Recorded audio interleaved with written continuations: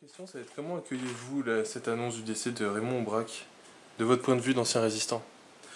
Ben, c'est un grand résistant, de toute façon, il a lutté avec ses opinions, mais enfin, de toute façon, c'est un grand résistant.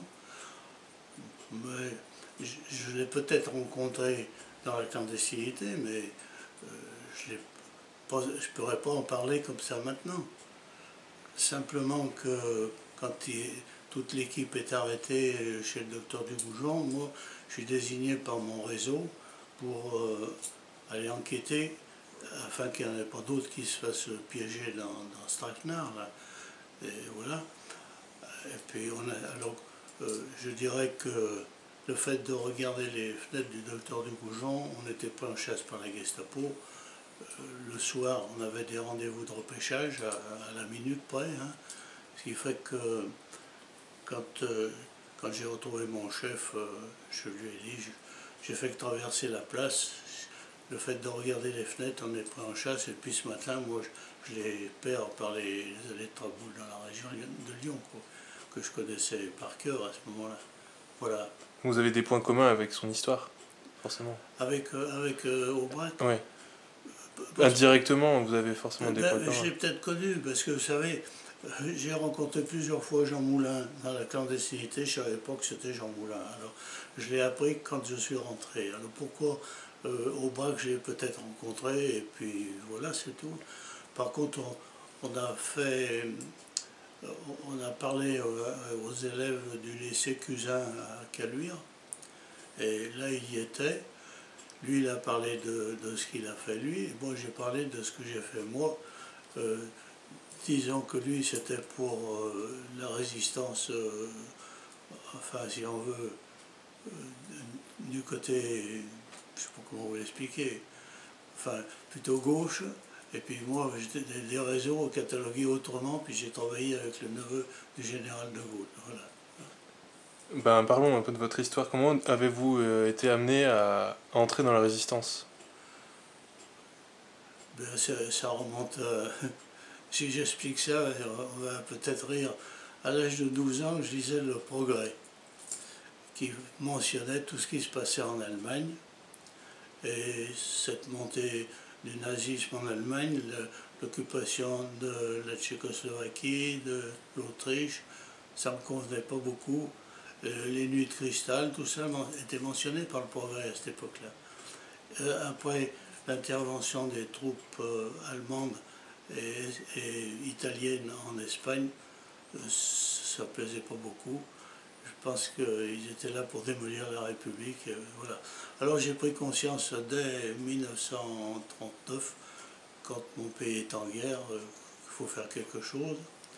J'ai voulu m'engager, mais mon père était un grand mutilé de 14-18 et il m'a refusé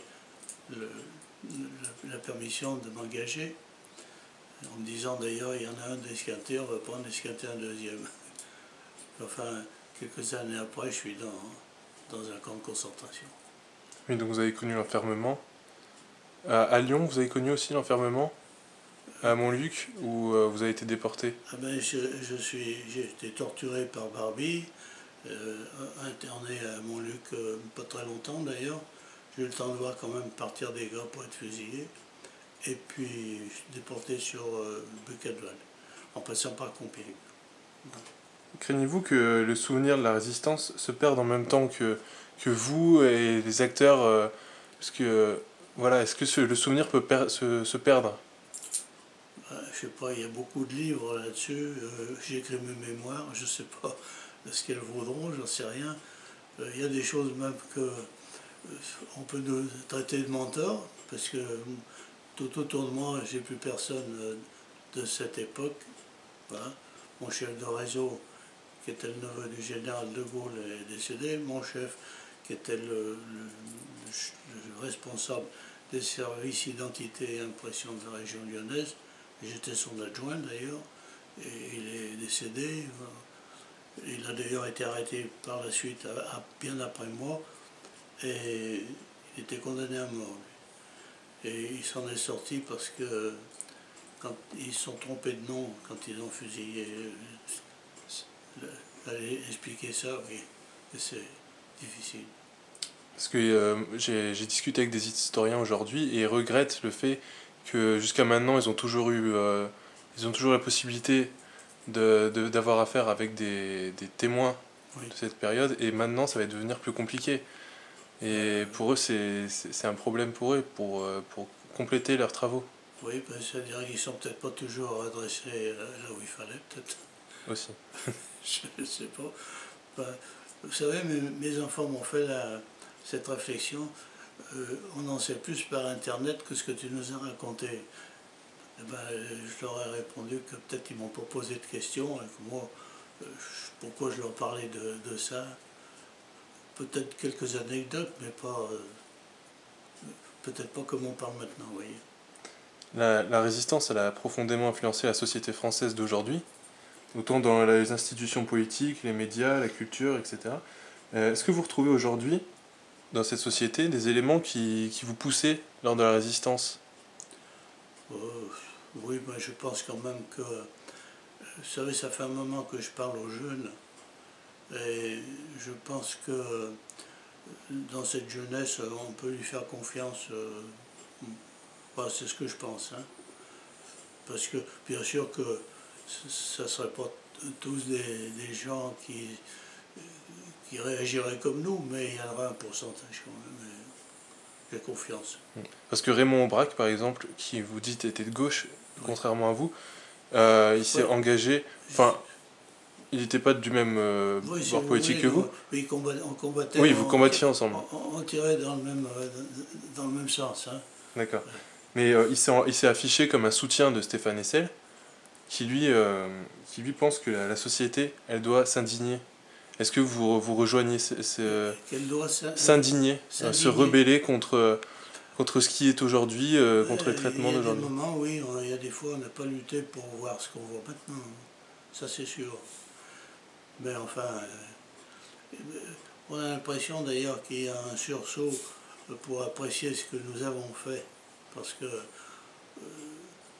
on est peut-être des petits artisans, enfin en ce qui me concerne, de cette libération de notre pays. Mais enfin, voilà.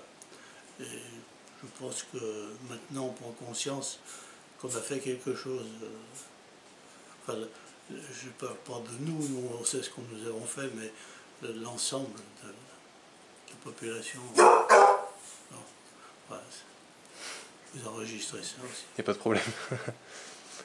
Bah écoutez, je vous remercie Voilà, d'avoir répondu à mes questions. alors, j'étais désigné par mon réseau au moment où ils sont arrêtés, pour la bonne raison, pour la bonne raison que j'habite Caluire, voilà ce qui m'a été dit et qui m'a désigné. J'habite Caluire, je suis le plus jeune, je ne suis pas marié. Donc voilà, alors tu vas te renseigner et puis c'est tout. Et aujourd'hui, vous démarchez dans les écoles pour raconter un peu cette période ou... Moi, ça fait des années que je parle au centre d'histoire de la résistance et de la déportation. Je parle maintenant au mémorial de Montluc. La commune de Caluire m'a demandé de parler dans les collèges et lycées de la commune. Je suis très occupé. D'accord. Je vous remercie.